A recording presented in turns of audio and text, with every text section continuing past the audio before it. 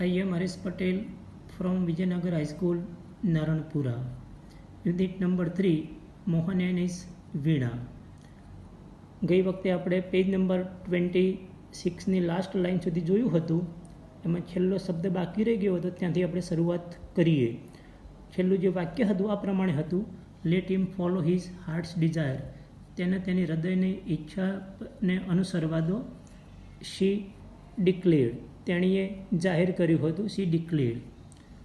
Than his father started supporting him. ત્યાર પછી તેના પિતાએ સ્ટાર્ટેડ સપોર્ટિંગ હિમ. તેને સપોર્ટ આપવાનું નક્કી કર્યું. He was overjoyed. તે ખૂબ ખુશ થયો. And decided to modify this western instrument. આ જે પશ્ચિમી ઇન્સ્ટ્રુમેન્ટ હતું વાદ્ય, એમાં સુધારા વધારા કરવાનું તેણે નક્કી કર્યું. Decided to modify this western instrument. He try to make it suitable for playing pure Indian classical music. He tried એટલે પ્રયત્ન કર્યો. He try to make it suitable એટલે યોગ્ય, for playing pure Indian classical music. એકદમ શુદ્ધ ભારતીય શાસ્ત્રીય સંગીત માટે યોગ્ય કરવાનું તેણે નક્કી કર્યું. He spent 2 more years with guitar only. તેણે બાકીના 2 વર્ષ, એના પછીના 2 વર્ષ ફક્ત ગિટારમાં જ પસાર કર્યા. He spent 2 more years with guitar only. One evening there was a gathering of close family friends. એક વખત સાંજના સમયે નજીકના જે ફેમિલી ફ્રેન્ડ્સ હતા, ક્લોઝ એટલે એકદમ નજીકના, ગેધરિંગ એટલે મેળાવડો, બધા ભેગા થાય તે. One evening there was a gathering of close family friends. In this small gathering Mohan's brother, sister and nephews. આ જે મેળાવડો હતો એમાં મોહનના ભાઈ, બહેન અને નેવ્યુઝ એટલે ભત્રીજા, હુ વર ઓલ્સો પરફોર્મિંગ આર્ટિસ્ટ, કે જે કાર્યક્રમ આપનાર હતા. હુ વર ઓલ્સો પરફોર્મિંગ આર્ટિસ્ટ, કે જે કાર્યક્રમ આપવાના હતા. Played music on their classical instrument. તેમણે જે બધા ક્લાસિકલ ઇન્સ્ટ્રુમેન્ટ હતા એના પર સુંદર મજાનું સંગીત વગાડ્યું. Played music on their classical instrument. There was a great appreciation. લોકોએ ખૂબ વખાણ કર્યા. There was a great appreciation. વખાણ કરવા, કદર કરવી. There was a great appreciation. Mohan too expressed his wish to perform. મોહને પણ તેની વાદ્ય વગાડવાની ઈચ્છા વ્યક્ત કરી. એક્સપ્રેસ એટલે રજૂ કરવું, wish to perform. He played on guitar. તેણે ગિટાર વગાડી. He played on guitar. After his performance a relative said. તેની રજૂઆત પછી, પરફોર્મન્સ એટલે રજૂઆત, અ રિલેટિવ સેડ એક સંબંધીએ કહ્યું, you need to work very hard. તારે હજુ સખત મહેનત કરવાની જરૂર છે. You need to work very hard with this new instrument. આ જે નવું વાદ્ય છે એમાં તારે મહેનત કરવાની હજુ પણ જરૂર છે. One of the relative set. બીજા એક રિલેટિવે કહ્યું. One of the relatives set, if it were the sitar. જો તે સિતાર હોત તો. If it were the sitar you would have been in competition with your brother. Competition એટલે સ્પર્ધામાં હોવ. તું સ્પર્ધામાં હોત. Competition with your brother and sister. તારી બેન અને તારા ભાઈ સાથે તું સ્પર્ધામાં હોત. You have already spent 2 years on it. તે ક્યારના 2 વર્ષ એમાં પસાર કર્યા છે. You have already spent 2 years on it but still this instrument needs more. પણ તારે હજુ આ ઇન્સ્ટ્રુમેન્ટમાં વધારે મહેનત કરવાની જરૂર છે. સ્ટીલ એટલે હજુ પણ, but still this instrument needs more. After is performance someone said. તેની રજૂઆત બાદ કોઈએ કહ્યું. આફ્ટર ઇઝ પરફોર્મન્સ, પરફોર્મન્સ એ નાઉન છે, એનું ક્રિયાપદ થાય પરફોર્મ. સમવન એટલે કોઈકે કહ્યું. The sitar sound is like a flowing stream. સિતારનો અવાજ વહેતા ઝરણા જેવો હોય છે. ધ સિતાર સાઉન્ડ, સાઉન્ડ એટલે અવાજ, is like a flowing stream. Stream એટલે ઝરણું. Your instrument doesn't have that depth. તારું જે ઇન્સ્ટ્રુમેન્ટ છે એમાં એટલી ઊંડાઈ નથી, ગહેરાઈ નથી. Instrument doesn't have that depth. Yet another set. બીજા એક જણે કહ્યું. Yet another set, your brother place the violin. તારો ભાઈ વાયોલિન વગાડે છે. Your brother place the violin. His સુર એન્ડ તાલ આર સો બ્યુટીફુલ. તેના સુર અને તાલ ખૂબ સુંદર છે. હિઝ સુર એન્ડ તાલ are so beautiful. What are you doing with this instrument. તું આ ઇન્સ્ટ્રુમેન્ટથી શું કરે છે? What are you doing with this instrument. Mohan was depress. Mohan સહેજ નાસીપાસ થયો, હિંમત હારી ગયો, ઉદાસ થયો. Mohan was depress and cried for the whole night. આખી રાત રડ્યો and cried for the whole night. He had already given 2 years of his life to this instrument. તેણે તેની જિંદગીના 2 વર્ષ આ ઇન્સ્ટ્રુમેન્ટ માટે ફાળવ્યા હતા, એમાં મહેનત કરી હતી. He had already given 2 years of his life to this instrument. But from the heart, I am made for guitar. હું ગિટાર માટે જ સર્જાયો છું. બટ ફ્રોમ ધ હાર્ટ, પણ હૃદયથી. But from the heart I am mad for guitar. There is no instrument for me but the guitar.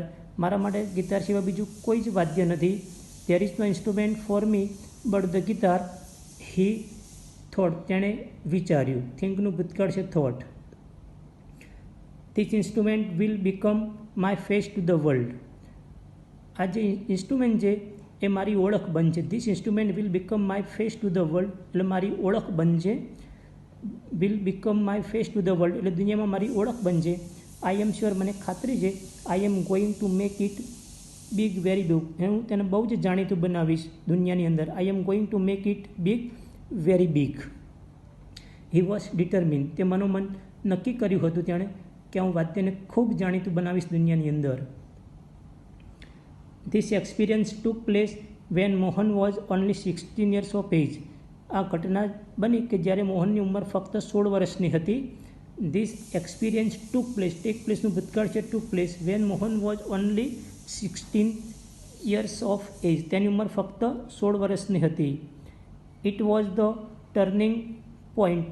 Turning point એટલે પરિવર્તનનો સમય. It was the turning point of his life. તેની જિંદગીમાં પરિવર્તનનો સમય હતો. મોહન ડબલ હિઝ રિયાઝ. મોહને તેનો રિયાઝ હતો એ ડબલ એટલે બેવડો કરી નાખ્યો હતો. Mohan double his Riyaz and practice for about 10 hours a day. દિવસની 10 કલાક તે પ્રેક્ટિસ કરતો હતો. પ્રેક્ટિસ એટલે મહાવરો કરવો. And practice for about 10 hours a day. દિવસની 10 કલાક તે પ્રેક્ટિસ કરતો હતો. He also studied other aspects of the guitar. તેણે ગિટારના જે બીજા પાસાઓ હતા, આસ્પેક્ટ એટલે પાસાઓ, એનો પણ અભ્યાસ કર્યો. He decided to incorporate the specialty, technique and sound of every instrument into the guitar. Incorporate એટલે એકીકરણ કરવું, જોડવું. તેણે બીજા દરેક વાદ્યોની વિશિષ્ટતા, યુક્તિ અને અવાજ ગિટારમાં જોડવાનું નક્કી કર્યું. સ્પેશિયાલિટી એટલે વિશિષ્ટતા, ટેકનિક એટલે યુક્તિ અને સાઉન્ડ એટલે અવાજ of every instrument into the guitar. He wanted to invent something. Invent એટલે શોધવું. He wanted to invent something which gave the sound and tune of the western guitar but could be played like an Indian વીણા. તે એવું કંઈ શોધવા માગતો હતો કે જેનો સૂર અને તાલ પાશ્ચાત્ય ગિટાર જેવો હોય પણ તે ભારતીય વીણાની જેમ વગાડી શકતો હોય. He wanted to invent something which gave the sound and tune of the western guitar but could be played like an Indian વીણા. ભારતીય વીણાની જેમ વગાડી શકાતું હોય. Not only the sound that my instrument produces is important. Important એટલે અગત્યનું. Produce એટલે સર્જન કરવું.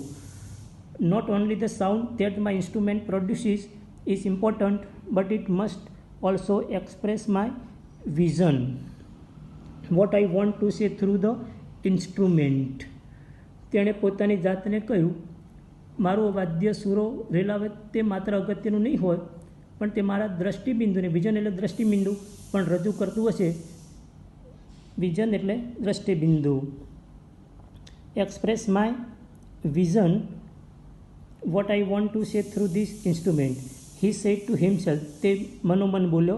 And finally with untiring efforts, untiring એટલે અથાગ, એફર્ટ્સ એટલે પ્રયત્નો, અને અંતે ફાઇનલી અંતે with untiring efforts and understanding of ragas, Ragini જે સમજ હોય, understanding of ragas, he created the wonderful Mohan વીણા. તેણે અદ્ભુત મોહન વીણાનું સર્જન કર્યું. He created the wonderful Mohan Veena. Today the world knows Mohan as Pandit વિશ્વ Mohan Bhatt, winner of a Grammy Award. Today એટલે આજે, the world nose Mohan, આજે દુનિયા મોહનને એઝ પંડિત વિષ્ણુ મોહન ભટ્ટ એટલે પંડિત વિશ્વ મોહન ભટ્ટ તરીકે ઓળખે છે.